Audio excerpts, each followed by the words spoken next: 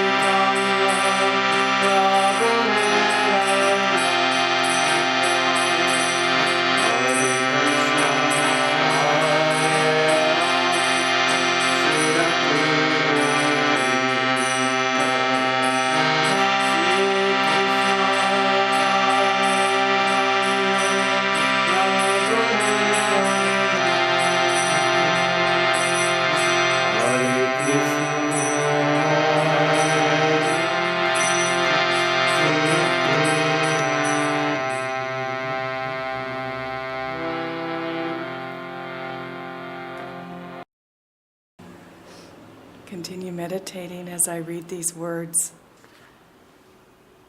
from Kriyananda, from Affirmations for Self-Healing. This morning's affirmation is on contentment.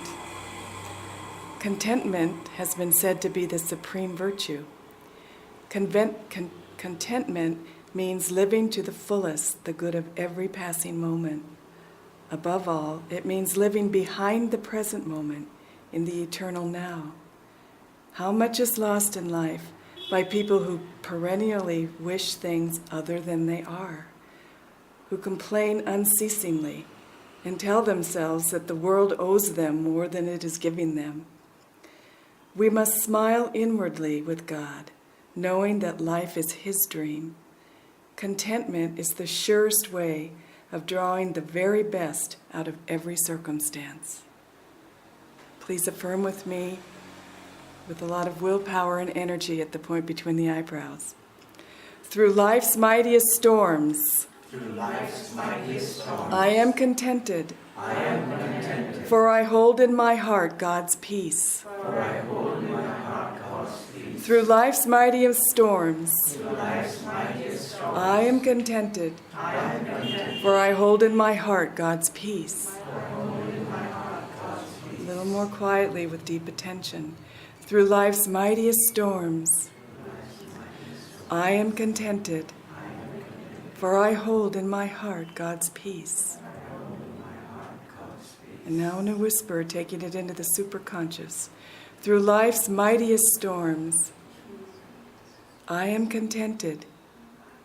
For I hold in my heart God's peace. And now silently, with all of your attention and energy and love, the point between the eyebrows. Through life's mightiest storms, I am contented. For I hold in my heart God's peace. Through life's mightiest storms, I am contented, for I hold in my heart God's peace. And please pray silently with me. Lord, as you live eternally at rest in yourself, so let me live also, contented ever, that I may be worthy of living in your joy. Om Shanti Shanti. And now this is a reading from Whispers from Eternity. This is a book of prayers and poems by Paramahansa Yogananda. I want to hear thy song in the silence of my soul. Thy gentle voice saying, "Come home," I often heard, but through many lives it was drowned in the tumult of my wild cravings. I have forsaken the jostling crowds of desire. In the solitude of my mind, my devotion bursts to hear thy voice. Take away every dream memory of earthly sounds that yet lurks in my mind. I want to hear thy still voice, ever singing in the silence of my soul. No loud or whispered words of prayer shall steal away my love. With the soul's unspoken language, I will express my hunger for thee. Thy voice is silence, and through my silence, thou must speak to me and tell me thou hast loved me always, though I knew it not.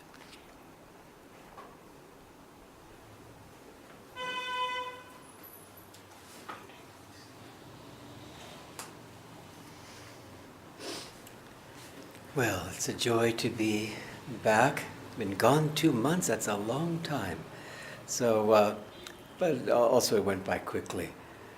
Welcome to all of you and to everyone that's tuning into the internet as well. When we left, we went to New York, and our daughter was graduating college. And we've made friends with New York. We're from California. And I suspect that people from New York think that California, what's there? And those, I think, that are in California wonder what's on the East Coast, New York especially. But it's a wonderful place, and lots and lots of energy. After all, it's near and dear to us here at Ananda, because that's where Swami Kriyananda first discovered the autobiography of a yogi, changed his life. So drastic was the change that he took the next bus available after the reading of the autobiography of a yogi about 3 days later, and came across the United States and met Paramahansa Yogananda. Well, after New York, a month in New York, and again, we followed the Indian tradition. In the U.S., oftentimes you visit your friends and folks for a few days or a week, but you guys, we've learned, spend a long time. So we thought, okay, let's give it a try, and so we were with our daughter for a month, had a great time, and then we went to California. We hadn't been to Ananda. We're located on 1,000 acres. We didn't have that much acreage in the beginning of the founding of Ananda in 1967-68, but it was only 72 acres, the seclusion retreat, where we ended up staying this time for a month too. And then bit by bit, the community grew, and it's quite a place. And so, what a contrast there in New York with so much energy, my goodness, and then California, where it was so still. What you hear there is the sound of the wind blowing through the trees, and that's what we listened to for a whole month. And it was interesting because back in the 90s, we managed it's now called the meditation retreat, for half a dozen years. And it was extremely busy for us. There were so many things. We had a training program going, guests coming all the time, they were building projects, all of that. Well, this time we came back and we could see that we could have been real busy, washing dishes and cleaning cabins and who knows what. But it just wasn't what was being asked. And for me, I really didn't have to think much about it. In other words, there was no temptation to be active in that way, although I found out years ago I like to be busy. Be busy for God, wonderful. But no, that wasn't what was being asked. I felt inside, and Roma felt the same. That this was a time to just, even though we had a whole month, usually we get a little seclusion, maybe a week here and a week there, a whole month, my goodness, we were spoiled. And it wasn't a full-blown seclusion where usually it's driven by meditation and so forth. We called it a semi-seclusion because we hadn't been to Ananda for 4.5 years, and we figured everybody would get mad at us if they didn't even see us. And of course we wanted to see our friends too. And so we basically, it was just an experience where, as we like to say at Ananda, what's trying to happen here? Where every day there was, of course, ample time to meditate, to go on lovely walks and so forth. But sprinkled in between were those times of visiting with friends. And in the past, when I've been, pushed out of seclusion. I remember years ago, my second mother, my aunt, had a heart attack, and I was in seclusion. And I got a little note, and that was the end of my seclusion. And I raced down to Los Angeles to see her in the hospital and all, and it turned out fine. But that was an abrupt departure from seclusion. This was seamless. And I thought to myself, what a wonderful life we have. Because the fruit of meditation is intuition. And the more we can meditate and go deep, then that intuition comes to us. And the intuition tells us, now it's time to be active. Go wash some dishes. Go sweep the porch. Other times it's not that at all. And there may be a lot of things that we could be doing, but that isn't what's being asked. And the more we can tune into that, the more we find that our relationship with God deepens. Our relationship with Divine Mother deepens because we're just instruments. We don't care. We don't care if we get, and this is an easy thing for me to say, being a Virgo, I like to get my lists done. But as much as I still love my lists, and I've been doing them for many years, I don't pay as much attention if I don't get everything on the list done, if I even make a list. Because sometimes, no, don't make a list today. Let's just kind of go with the flow of the day and see where it takes us. Other times, a list is needed. There's just so much to do. You just have to make sure that you stay on board with what is needed.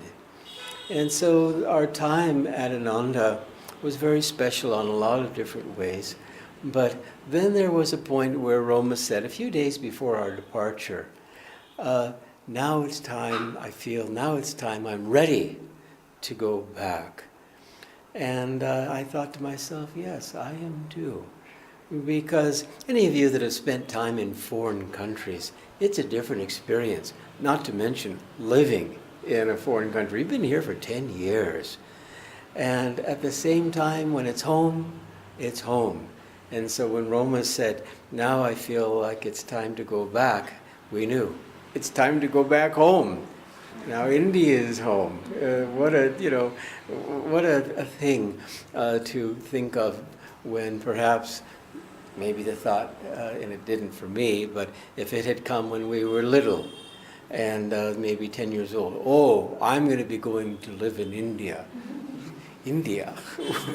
What's that?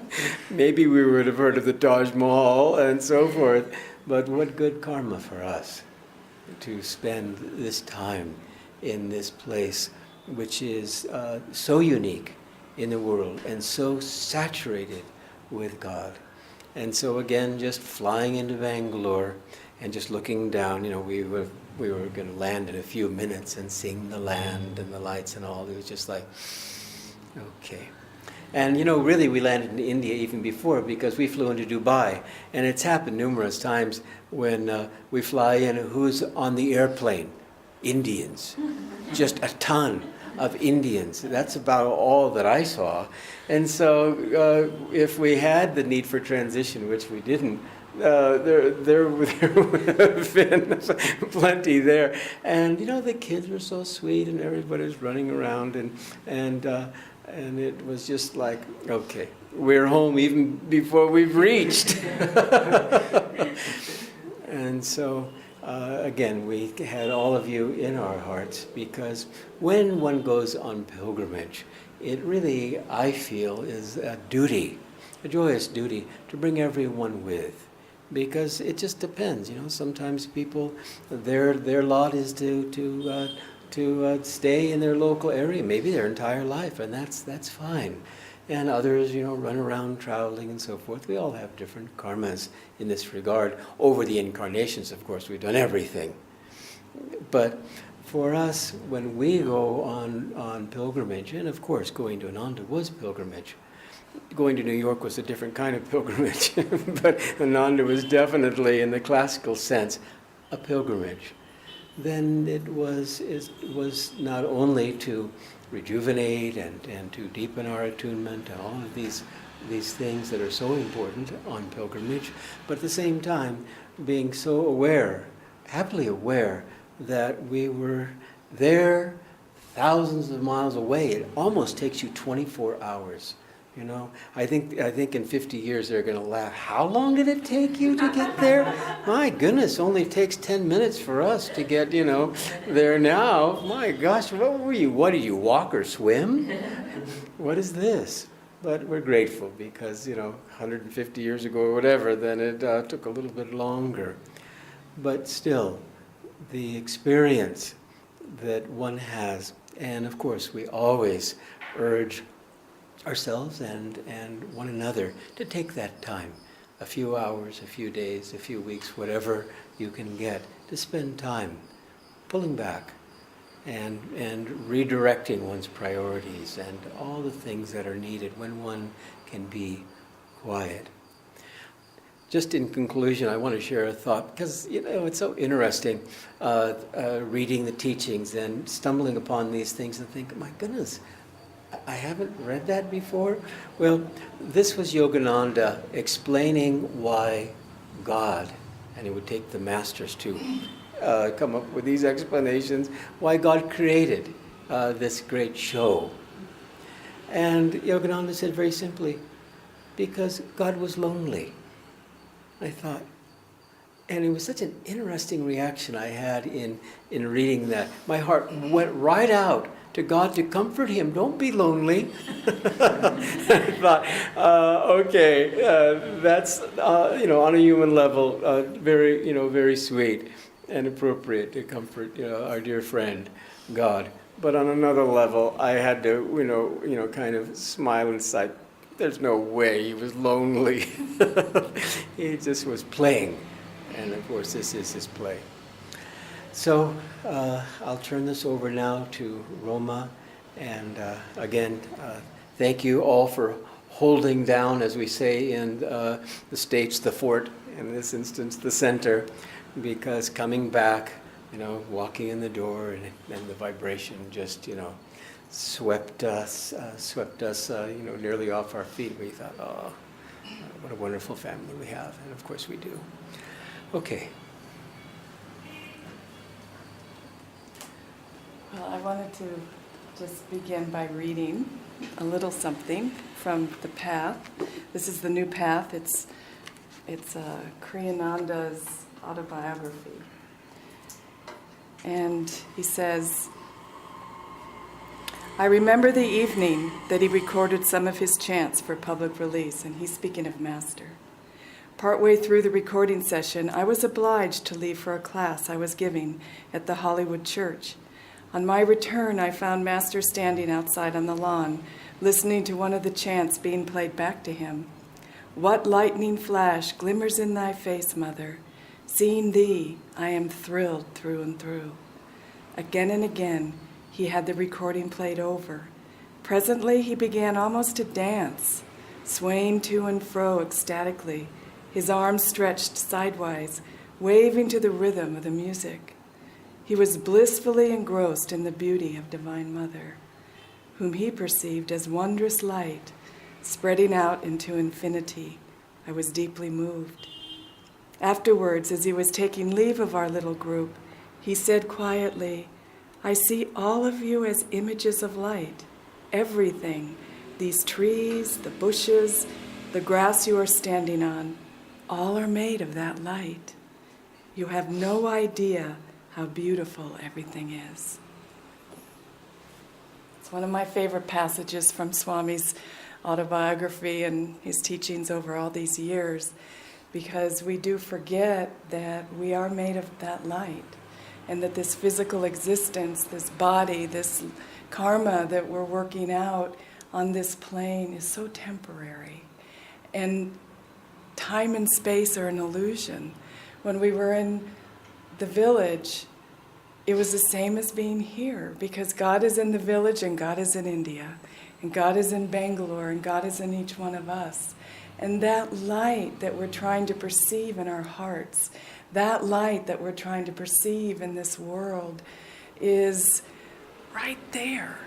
It's who we are, it's what we're made of. Every atom is imbued with this light. Every atom in creation, every thought we think is a thought of light. Different waves of consciousness going through the universe that we attach ourselves to. And we get attached to the wave of light that says we're not light. But that's still a wave of light. Because how can it be otherwise? Everything is light. And that's how the Guru sees us, and that's how we should see one another. And that's how we should see ourselves. And the way to understand that on a deep level is to go deep into meditation. And that's what these great masters have come to show us, that we can actually do something. We actually have something we can put our energy behind, that we actually can say, I will do this, and align our will with God's will, and He helps us. He helps us to see who we really are. And that's the purpose of the whole spiritual path, is to understand who we are as children of God. We are children of God. We are not just out there on our own, working out our karma, having lives that are bereft of any support or guidance or love or joy. We are not that. That's a thought, and that's a lower thought. The higher thought is that thought that when we rest in ourselves and that we're content with what life has given us, That thought is going to calm our minds and still our hearts to the point where we'll be able to perceive that support. We begin to feel that love in our hearts. Kriya Yoga is the technique liberating. The liberating shock of cosmic consciousness will come to each one of us through the practice of Kriya. Why is that? It seems so too simple and too mundane. How can one technique even do this? Help us to realize ourselves as one with God. Oneness. Think of it, oneness. Not that separation anymore, not that loneliness in the heart, not that feeling of guilt. Why did I do that? And if only that hadn't happened, and what if I hadn't said that? None of that. When we have that shock of cosmic consciousness, our mind is fully awake into the fact that we are one with God. How can Kriya Yoga do that? It's such a simple technique and deep meditation. It's because our spines are like this. There's energy going up our spine. All of our karma is locked in our spine. The Kundalini is waking up and it's like this, and it makes us restless. That energy inside the spine is restless. But when you go beneath that energy and get to the center of that energy through the technique of Kriya Yoga and deep meditation, you feel the life force, and the life force is calm. The life force is still. The life force is Divine Mother. And through the breathing technique of Kriya, you connect yourself to God. You cleanse your brain of all those thoughts. You cleanse your chakras of all the karma that's stored there. And that still love comes up the center of the spine, comes to the point between the eyebrows, goes to the crown chakra, and you're connected to God. You've always been connected to God, but you realize it. You realize it. And that's what self-realization is. Realizing in every part of your body, your mind and your soul, that you're a part of God. You're not separate. And I realized that when we were in Ananda, for such a long time, we were away from here, but I never felt separate from Bangalore. I would see each one of your faces in my meditation when I sat at the seclusion retreat. We meditated in Swami's old dome. We got to stay there where he built the dome, and he meditated there for many years. And when I sat to meditate, I could feel Swami, Master, and our spiritual family. Each one of you is in Master's heart. We're all in Master's heart. You're in my heart. We're in each other's hearts. That's our connection of spiritual family. There was no distance. There was no separation. I felt our spiritual family here in Bangalore. And I feel, when we went back, there was so much joy seeing old friends. It was wonderful. Oh, how are you? You look so great. And we had meals with people, and it was warm and friendly and loving and joyful. And I thought, what a privilege, what a blessing to be among souls who understand what life is about. That is a privilege. Master said environment is stronger than willpower. When you surround yourself with devotees that understand what life is about, then you know that you're on the right path.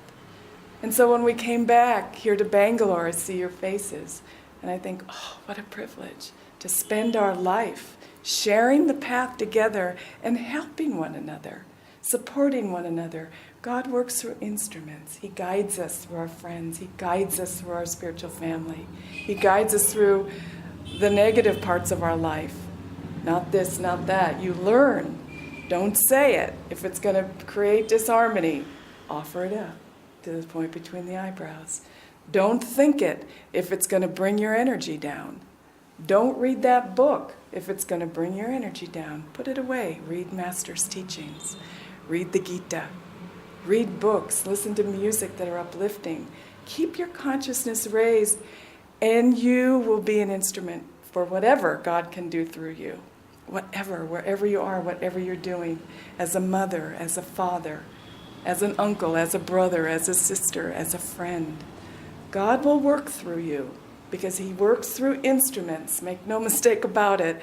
We are doing something on this earth that is far beyond our jobs. It's far beyond how much money we make, what careers we go to, what we call ourselves as professionals. It's so much more than that. Our life's purpose is to be an instrument, a clear instrument. And so you practice meditation, you practice Kriya, and you get out of the way, and you be perfectly happy where God puts you, because He knows. He knows every thought, every nuance of your karma. And He's put you there for a reason. These things happen, not for any reason that's really hard to understand. The reason is that He wants you to come home. Like He said in this Whispers from Eternity reading, He wants us all to come home, and we want to go home. And the joy of it is that we are home. We are home right now in our hearts, and God is there. And so we need to express that love more in this world. Express it more, create the environment, a web of light. They're going to have an experiment at the Ananda is connecting with all the Kriyabans all over the world and meditators, including the Dalai Lama and all of the great groups that are meditating on this world. And we're going to come together and we're going to take a pledge for meditation and see if that won't bring peace into the world. And we're part of that. We're part of that light. There's going to be a great wave of light. There already is, but it's going to be conscious. And I'll send it out to you on the email. But all of us together, think of it, all the meditators in the world coming together in a organized way, in the moments together. We'll never meet these people on this plane, but we know them in our hearts in the spiritual plane. And we'll know them in the astral world when we leave this world. Meditating together, drawing God's presence into our lives, sharing that light. And hopefully, many years ago, Transcendental Meditation came to America, and they started doing experiments where groups of meditators would meditate around the war zones. And there would be less, it was marked experiment, there would be less violence, less disharmony, less negativity. All of it, it would smooth out, and it would be wonderful. But for some reason we all stopped doing that. But here on this path, think of it, what we could do with Kriya Yoga every day, all of us together, all at the same time, sending out that light that we are. It shouldn't be so hard when we start deeply meditating and beginning to feel that light within us. We have a healing prayer ministry. Every one of us should be on that list, getting prayers from Satyajit and others who are on the healing prayer ministry. Every day, at the end of our meditation, we should be praying, Divine Mother, Thou art omnipresent. Thou art in these souls that need help. Manifest Thy healing presence in their bodies, in their minds, in their souls, and then send out 3 Oms. How long does it take? A minute? But from your heart, you send that out. It's real, it's happening, it's energy, it's vibration, it's healing. It's healing this earth. We should be praying more for one another, because that is our salvation. That is what's going to end the wars. And that is what's going to change the violence into light, into peace, into love on this planet. When I was meditating, some of the days my mind was really restless. We all have restless minds. And it's, we think, I'm a terrible meditator after all these years. I sit down and all I worry about is Rose and my daughter and this, and we all have that. But I sat down to meditate in Swami's dome, and I just prayed. I said, just help me get past my restless mind. You don't even have to stop the thoughts or stop the restless mind, but help me get past it. Help me just be able to watch it and not identify it with that mind that just takes me off. And then I had the thought, why don't you try this? Open your eyes and look at each guru on the altar and draw from that, make a mental connection and draw from that guru that special grace that the guru brought into the world. So Jesus Christ, I open my eyes. Thank you for your compassion. Babaji, you're in the Himalayas. don't forget me. You're alive right now. I'm in this little hut here in seclusion retreat. Don't forget me. Krishna, Guru of love, fill me with joy. Lahiri Mahashaya, thank you. Thank you for Kriya Yoga. Thank you for bringing Kriya Yoga to householders. Thank you for helping us with this technique. Shri Yukteswar, give me the wisdom to know how to live my life. And Master, introduce me to Divine Mother. Introduce me to Divine Mother. Swamiji, sit right next to me and meditate with me. Just sit there and meditate with me. It was remarkable. After I made a connection with each one of the gurus, I felt surrounded by grace and love and light, and my mind calmed down, and I was just able to meditate then for long periods. But we need to ask for help, and that's what I realized. I need help. We all need help, and we need to ask. And Christ said, if you ask, you shall receive. So ask for the right things, and ask the gurus to help you in your spiritual life, working out your karma in this lifetime, and ask them for their love, because it's there.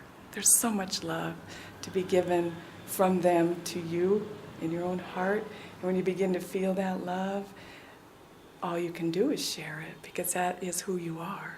That's who we all are, is that love.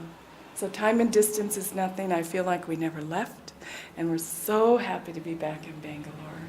And we really look forward to the next years finding God together. That's what we're doing here in Bangalore. Doesn't matter if there's thousands of people. All that matters is that we have sincere people. And we can help one another. So remember that we are a spiritual family, and families help one another.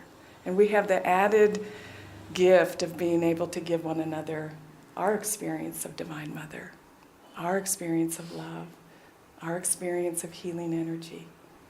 And that's really what the purpose of life is. So thank you for being the great souls that you are, and for welcoming us into Bangalore and this family. We're such privileged souls to be together and to help one another find God in this lifetime. So God bless you all.